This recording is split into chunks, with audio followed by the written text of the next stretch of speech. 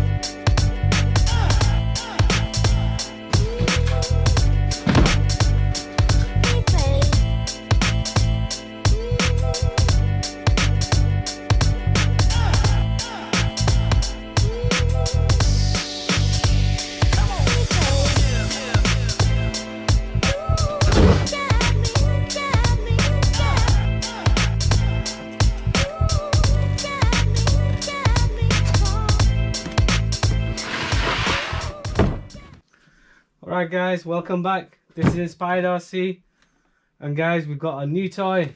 Super excited about this. Been looking forward to this ever since I saw the leaked pictures. Now unfortunately I've had this just over a week now, sat in my garage waiting to be unboxed, and I've just been so busy. One, having fun with the other RCs, and secondly just with work. I've just been too busy just to even unbox this thing. So guys, today is the day. We're going to be unboxing it. Let's see how she looks. Get this accessory box out. We'll be going over it anyway. And see how the car looks. Wow. Wow. Guys, that looks amazing.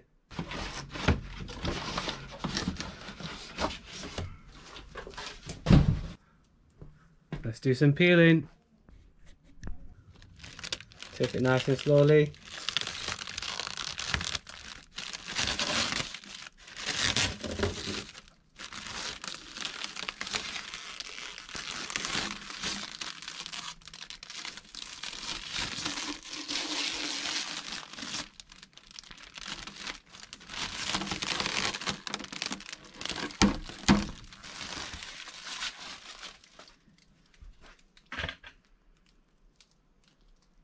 Let's get it out of the box.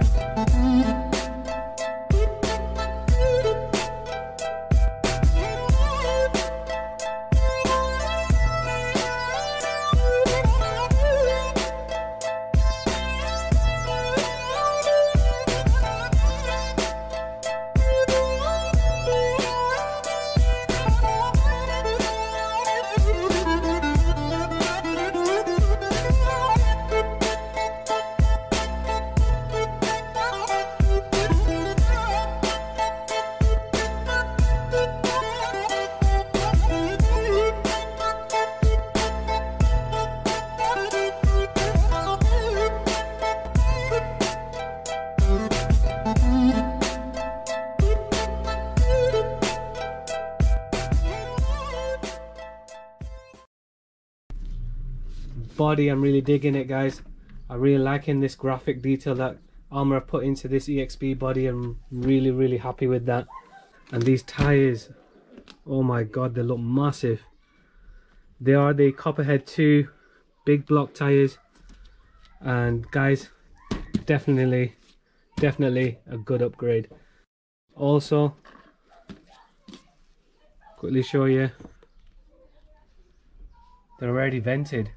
So I'll be checking inside whether they've still got the holes inside. If they have, then we will be taping them up. But that saves me a job guys. I'm really happy Arrma have decided to start venting the tyres. Let's see what's in the box.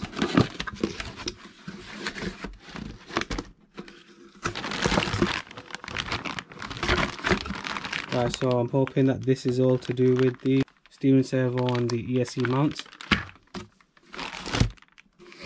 These are the motor mounts, and you've got a bigger spur I think there. I'll check what tooth that is. Okay, we've got some bleeders for the shocks, and this basically, if you want to tune your shocks up, that's what you're going to be replacing them with, or you can just change the oil. Okay, this is your servo, so you go. And guys, just your normal manual, got your wheel tool kit, we've got the stickers. And guys, what I want to do is I want to quickly go over a couple of things with this RC car that you should know before you're going to be buying, or if you are going to be buying this. And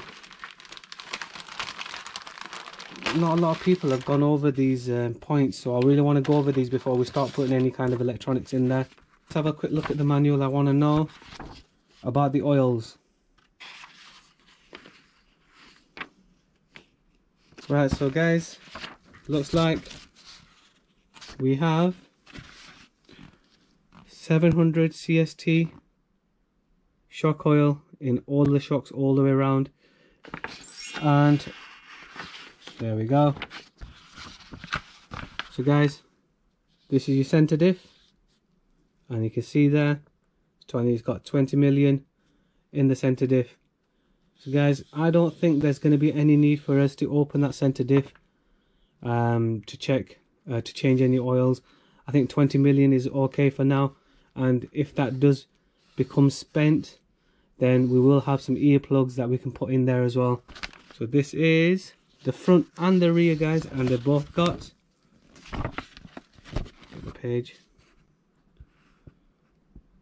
100,000 CST in the front and the rear as well. So guys, you've got 700 shock oil all the way around, and you've got 20 million in the center diff, and then you've got 100,000 in the front and the rear as well. And that is similar to the RTR, except the shock oil in the RTR was a bit thinner, if I remember. So that's something that I will be looking at, and if I feel it's too thick, then I will be changing that oil out. So guys, what I want to do next, lucky enough to also own the Kraton 8S RTR as well as the EXB now, and I want to just quickly put them together side by side, take the bodies off and have a quick look over it and see what changes stand out. Okay guys, first time I got both these rigs on my bench, and they just about fit. Absolutely huge. First noticeable difference is the difference in the tires, guys. Look at the difference in the size of that. So these things have got a lot thicker tread on them, and they look to be taller as well. So I'm really digging these tires, definitely. Guys, look at the difference in the body. I love the green, and I love this EXB as well. Both are nice bodies, and the best thing is you can swap and change. So next big difference, the EXB has now got a bumper, and I do have the 6X EXB, and guys, that bumper is super durable. So this looks pretty similar to that design, so I'm expecting good things with this bumper. And then on the RTR, you can see I've got the X-Max bumper installed on there, and that X-Max bumper is attached to the original Kraton bumper. You can just see at the bottom there. So although this bumper has done me well so far, it is weak at the point at which it attaches at the bottom here. But guys, this Arrma bumper is super durable, and I've only had good experience with this so far. Unfortunately, that bumper doesn't cover much of the nose, so I don't know, we might have to look at some protection mod on the nose to see if we can keep that body nice and shiny looking for as long as we can. Guys, other than that, the bodies themselves look pretty similar in design. There's nothing different I can't see visually.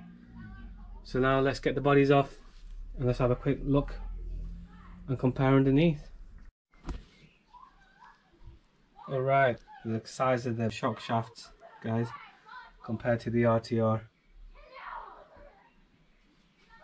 So a lot thicker, and definitely need to be thicker. I've seen a lot of videos. I've been quite lucky myself. I haven't bent any shock shafts on the RTR, but I have seen loads of videos where people have actually bent them, so much so as they're actually at 90 degrees. So some definitely hard bashing going on there, but definitely the upgrade on the shock shafts is a good thing. Next, looks like I think this arm on this side here is a bit thicker than the EXB, sorry, the RTR one. I think though this arm is the same as the one that you get on the Outcast as well. But I'm lucky I haven't broken any arms on my RTR. Another thing I want to check, guys, there's a couple of holes here and here. I expected to see some droop screws in there, so Arrma haven't put any droop screws in. Bit disappointed. I expected, they've got this sway bar in there now, so I expected it to have some droop screws in there. So that's something that definitely going to be doing in a future video. I have done it on my Kraton 8S, and it's been really good, that mod for me, and it's a very cheap, easy mod to do as well, so it's well worth doing. As I said, it has got a set of sway bars on there now, and the RTR doesn't, which should be a good thing. Maybe help the arms from breaking. It will keep it more stable when you're on rough ground, and that's the reason why you have sway bars. So that's good. Next, guys, you can see there we've got a nice aluminium brace holder there, and if you look on the RTR, it's plastic, so that's definitely a good mod. Just going further back, look at the size of them, absolutely huge. Let's have a look at the look at the difference in the size, guys. These look like little toothpicks in comparison to these. So I've not had any problems with mine, although my camber is probably out on the back. It's always been like that, and I just left it, to be honest with you. Didn't feel I needed to change it or anything. So I haven't bent it, I haven't broken any of my turnbuckles and my sorry, the tie rods on my RTR, but these things are massive. Look at the amount of material. So guys, that's going to definitely help on the rear. And I can also see just here we've got another set of sway bars on the back. That's good as well. Alright, so next I've just spotted we've got this V2 brace that Arrma introduced to the Kraton 8S 6 months after the initial release. So that really does help on the RTRs. So I'll just show you on the RTR. There it is on my V2 there. And I've just noticed something else, guys. So if you look here, there is actually a screw that attaches the brace to the chassis, and it's actually sat on this raised area of the chassis. But if you look over here on the EXB one, there isn't a screw there, and more importantly, if I just show you, there's actually a cavity under there, and there's actually a hole underneath it as well, so there is scope for you to be able to put something in there to strengthen that back end up.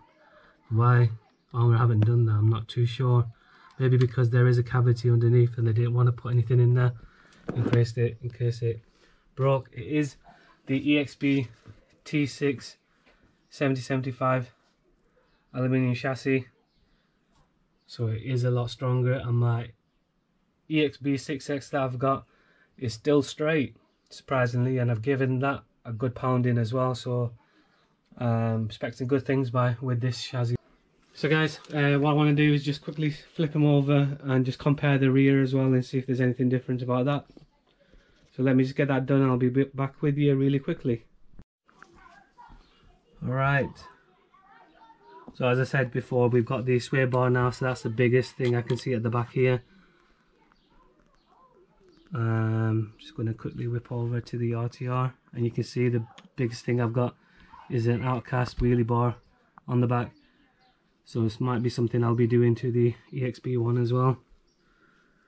And you can see there's no sway bar or anything there. So starting at the bottom, we've got the rear bumper. It looks like the same rear bumper. Then we've got the sway bar. Obviously there's no sway bar there, and you can see I've got my LED light kit on the back here. Nothing there at the moment. So next we've got this rear brace, and this rear brace, have they strengthened it? Let me just quickly check. Guys, on initial inspection it looks like it's the same. So it's got the same brace for the wing, which means I should be able to install a wheelie bar on the back again. And then the wing itself looks the same, it looks the same thickness. Okay, but them wheels, oh my god, they're massive. Just having a quick look at the rear tower, looks the same to me. And then the center tower, that looks the same as well. Battery trays are the same as well, so that's good. And then you can see there, it says 7075 aluminium chassis. And then on the other side, EXB Extreme Bash. So guys, that's a quick comparison of the RTR to the EXB one. Let me just get it off my bench. I'll be back with you in 2 secs. All the changes that I have seen that Arrma made to the EXB, I'm really liking, and it should really result in making this rig stronger and ultimately making it more fun. So I'm looking forward to bashing this thing and sending it and seeing how well it survives. So guys, I've got loads of videos planned for this thing. First one being the electrical install, and with that electrical install we'll be putting together that servo saver. So make sure you stay tuned for that one. That servo saver does look slightly different to our normal savers that we have installed on the rollers. So after that we're going to be doing some protection mods to this rig, and some of these protection mods are going to strengthen up the body, do something with the chassis maybe, and see what other things that we can do to help this rig be a bit stronger. Also guys, got my signature light kit that I want to install on this EXB as well. Looking forward to that. This bumper does give you a bit of scope to put some lights in on there. So as I said, I'm looking forward to installing them lights front and rear as well.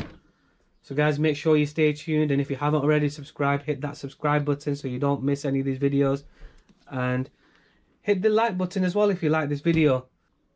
As always, it's been an absolute pleasure unboxing this EXB with you guys, and until the next time, see ya.